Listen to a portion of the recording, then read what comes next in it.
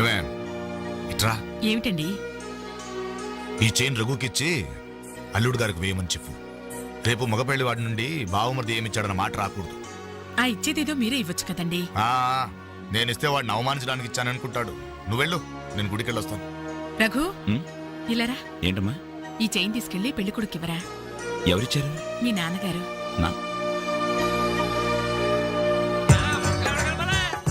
ముక్కల తర్వాత కలుపుతారు, ముందు నీ వందరాని ఎంతైనా మగ పెళ్లివారే ఎంత దర్జాగా పేకాడుతున్నారు. ఏమండే పెళ్లి ఎప్పుడో తెల్లారుజామున 3 గంటలకి. ఏం పర్లేదు, మీరు కూడా వచ్చాయని. రండి రండి. నువ్వేనా ముక్క తొందరగా పదండి. మీరెళ్ళి అమ్మాయి రెడీ అయిందేమో చూడండి. రానివ్వండి బాబు, రానివ్వండి. ఫుల్ కౌంట్ రానివ్వండి. ఒరే మొక్కలు తిరిగిన మొగోళ్ళతోటి పోటీకి వచ్చారా?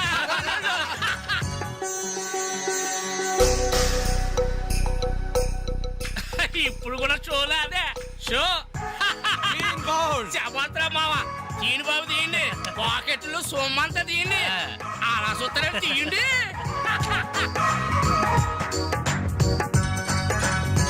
Cash down, cash down.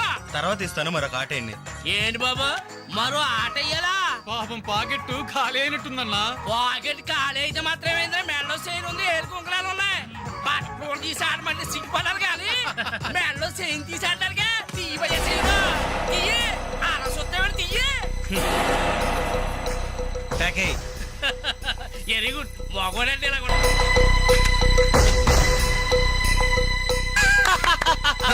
ఈ ఆట కూడా మాదే. టోటల్ గా వాష్ అవుట్ చేసే వరకు మేము వదలం. డబ్బులు ముందు మొక్కలేండి, తర్వాత డబ్బులు ఇస్తాం. అప్పు గిప్పు జాంతానాయి. ఉంటే డబ్బులు తీ, లేకపోతే ఒంటి మీద నగలు తీ. వాళ్ళ ఒంటి మీద వస్తువులు ఎక్కడేరా, వేసుకున్న చొక్కాలు తప్ప. తీయండి బాబు, చొక్కాలు తీయండి. ఏంట్రా వాగుతున్నావు? పద్ధతి కాదు బ్రదర్, మర్యాదగా చొక్కా వదులు. నీకు మర్యాద ఏంట్రా గొట్ట?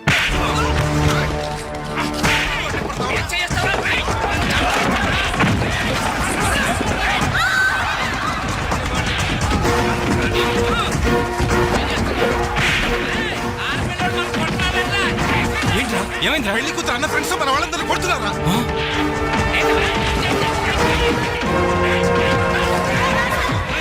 ఏంట్రా? పెళ్లి కొడుకు ఫ్రెండ్స్ మన వాళ్ళని కొడుతున్నారు.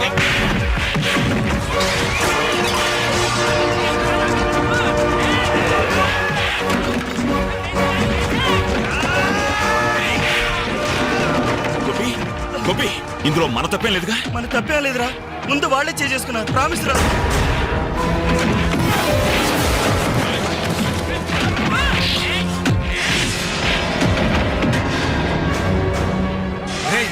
కాబోయే బావని కనీసం మర్యాద కూడా లేకుండా మా మీద చేసుకుంటావురా?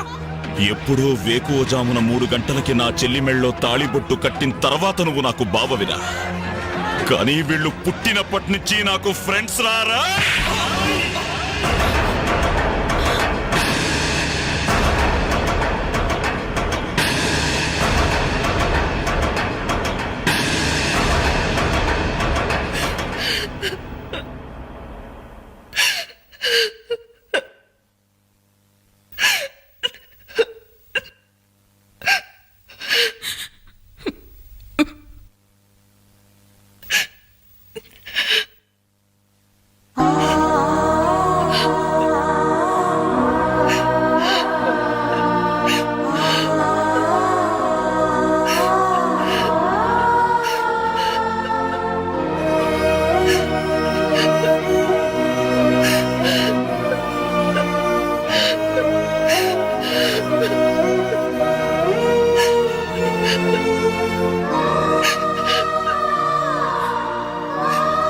ఎప్పుడు వాడి ఇంట్లో లేడని ఏడ్చేవాళ్ళం.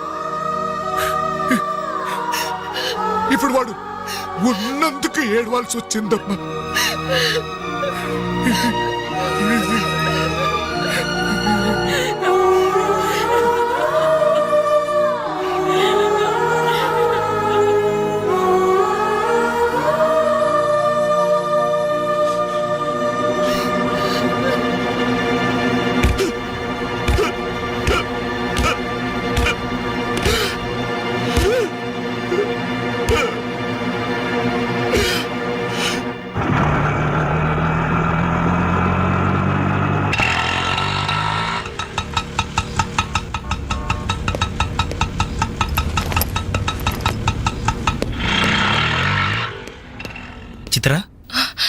రఘుని కలవాలి.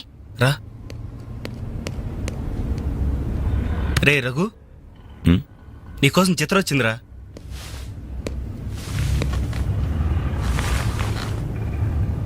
చిత్ర, ఏమిటిది? మా వాళ్ళు నాకు వేరే పెళ్లి నిర్ణయం చేశారు.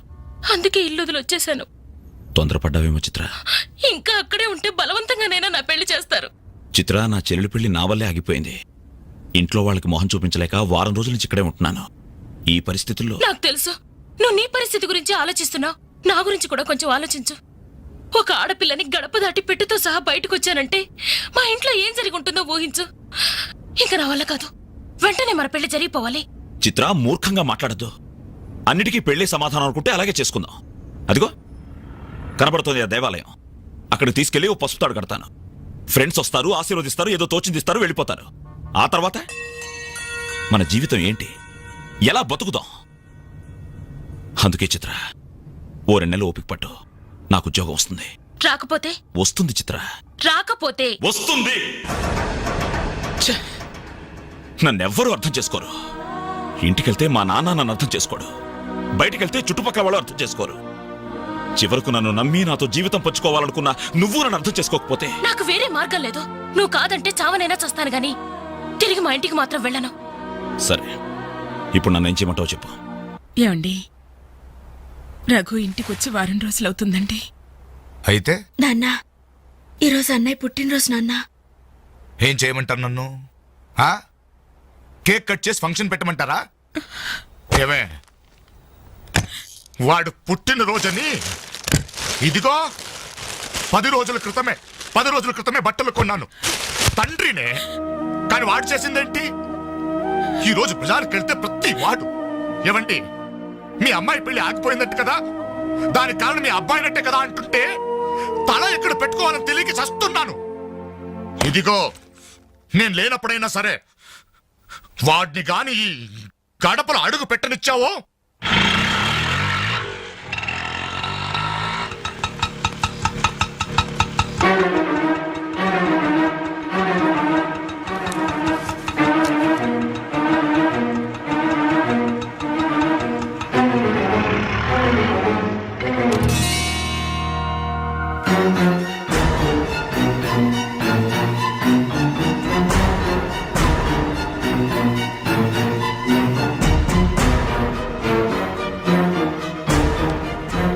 ఎవర్రా ఈ అమ్మాయి? నమస్తే అండి, నా పేరు చిత్ర. నేను మీ అబ్బాయి 5 ఏళ్ల నుంచి ప్రేమించుకున్నాం, పెళ్లి చేసుకోవాలనుకుంటున్నాం. మా ఇంట్లో వాళ్ళు బలవంతంగా నా పెళ్లి చేయబోతుంటే ఇంట్లోంచి వచ్చేసాను. మీరు ఆశీర్వదిస్తే. ఆగమ్మా, ఆగు. కాస్త ఊపిరి పీల్చుకుని మాట్లాడమ్మా, లేకపోతే నా ఊపిరి ఆగిపోతుంది. ఆగు. ఇదెవరో తెలుసా? నా కూతురు, వీడి చెల్లి. 10 రోజుల క్రితమే పెళ్లి ఆగిపోయింది. దానికి కారణం ఎవరో తెలుసా? వీడే ఆ దౌర్భాగ్యుడు. అవును, వీడినెలా ప్రేమించావమ్మా? ఓ, ప్రేమించడానికి ఎవడో ఒకడు మగాడు దొరికితే చాలనుకున్నావా? ఒంటి నిండా కండ నిండా రంగు ఉంటే సరిపోతుందా? 5 ఏళ్ల నుంచి ప్రేమిస్తున్నానన్నావే, ఈ 5 ఏళ్లలో ఏం చేస్తున్నావు? ఎలా బ్రతికిస్తావని ఒక్కసారైనా అడిగావా? ఇదిగో, వీడు వేసుకున్న ప్యాంటు నేను కొన్నది, వీడు వేసుకున్న షర్టు బనిన్ను నేను కొన్నవి, ఆఖరికి చెప్పులు కూడా నావే, నా కష్టార్జితంతో కొన్నవి. ఇలాంటి బిచ్చగాడికి నువ్వు మెళ్ళో డోల్లా తయారయ్యావనుకో, నీకు తిండి నేనే పెట్టాలి, కట్టుకున్న చీర నేనే కొనాలి, తొడుకున్న జాకెట్ నేనే తెచ్చివ్వాలి. నువ్వు పూసుకునే పౌడరు, పెట్టుకునే బొట్టు, కాటుక, తల్లో పువ్వు, ఆఖరికి నువ్వు పడుకోవడానికి మంచం, దాని మీద దిండు, దుప్పట్టి అన్ని నేను సప్లై చేస్తే కాపురం మాత్రమే వీడి చేస్తాడు. ప్లీజ్, 5 సంవత్సరాలుగా మాకు అర్థం కానివి 5 నిమిషాల్లో తేల్చి చెప్పారు. ఎంతో ప్రేమగా అవమానించారు. థాంక్స్. చిత్ర, ప్లీజ్ రఘు, నాతో రావద్దు. మీ నాన్న నా కళ్ళు తెరిపించాడు. అది కాదు చిత్ర. సారీ సార్, మీరు మీ ఉద్యోగాన్ని వెతుక్కోండి, నేను నా జీవితాన్ని వెతుక్కుంటాను. చిత్ర,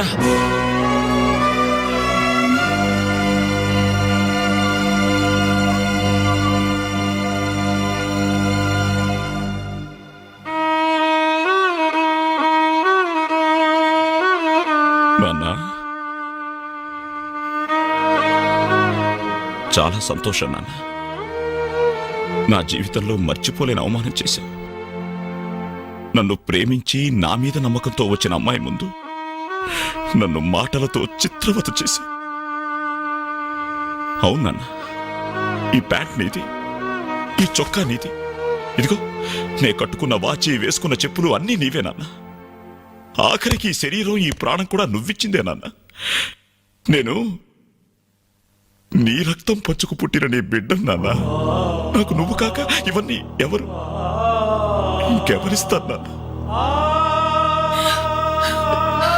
తండ్రినేవాడు కొడుకుతో 5 సంవత్సరాల వరకు తండ్రిగా ఉండాలి, 15 సంవత్సరాల వరకు గైడ్గా ఉండాలి, 15 సంవత్సరాల తర్వాత ఫ్రెండ్గా ఉండాలి అంటారు. కానీ నువ్వు నాకు ఏ దశలోనూ ఏమీ కాలేదు కదా నాన్న. పైగా 25 సంవత్సరాలు కష్టపడి పోషించిన కొడుకు వ్యక్తిత్వాన్ని ఒక అమ్మాయి ముందు చంపేశా. నా పుట్టినరోజు నాడు నాకు గొప్ప బహుమానం ఇచ్చావు నాన్న. జన్మ జన్మలకి మర్చిపోలేని బహుమానం. నా పుట్టినరోజు నాడే నువ్వు చంపేశావు నాన్న. చంపేశావు.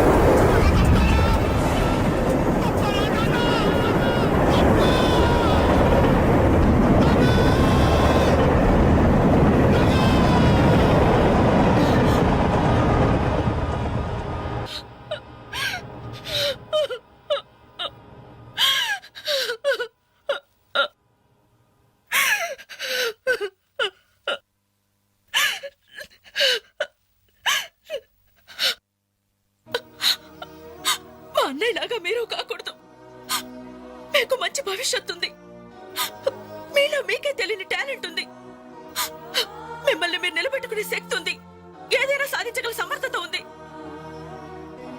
మీలో ఉన్న శక్తి సామర్థ్యాలు మొండి గోడల మీద కూర్చోడానికో, ఆడపిల్లలు అలర్ట్ చేయడానికో పరిమితం కాకూడదు. మీలో ఉన్న ప్రతిభను మీరు గుర్తించాలి. మీ జీవితం మీద మీకు నమ్మకం, ఆశ కలగాలి. అందుకే మిమ్మల్ని ప్రేమించాలని చెప్పాను. కాదంటే ఏ అఘాయిత్యం చేసుకుంటారోనని భయంతోనే అబద్ధం చెప్పాను. నా వల్ల, నా ప్రేమ వల్ల మీరు ప్రయోజకులుగా మారాలని ఆశపడ్డాను. ఇదేనా నేను చేసిన నేరం? ఇదేనా నేను మీకు చేసిన ద్రోహం? చెప్పండి, చెప్పండి. సమాధానం చెప్పండి రా, చెప్పండి. నలుగురు కుర్రాళ్ళతో ఐ లవ్ యూ చెప్తాను నాన్న ఓ కూతురు అడిగితే అలాగే చెప్పమ్మా అని బుద్ధున్న ఏ తండ్రి అనడు. కానీ నేనన్నాను. ఎందుకో తెలుసా? కొడుకు పోతే కన్నవాళ్ళు అనుభవించే చిత్రవద ఎలా ఉంటుందో నాకు తెలుసురా.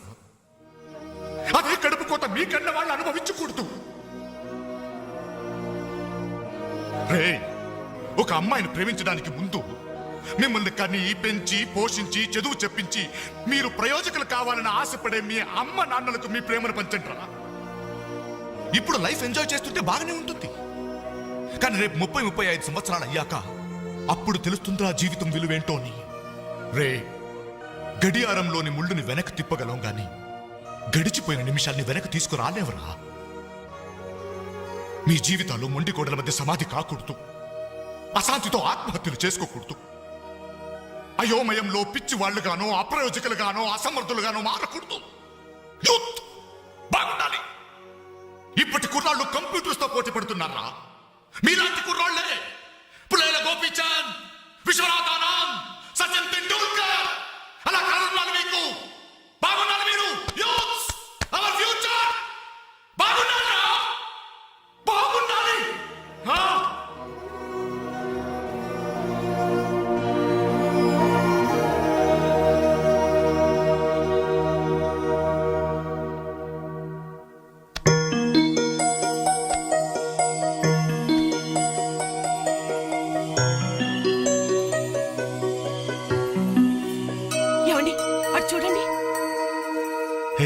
చూడు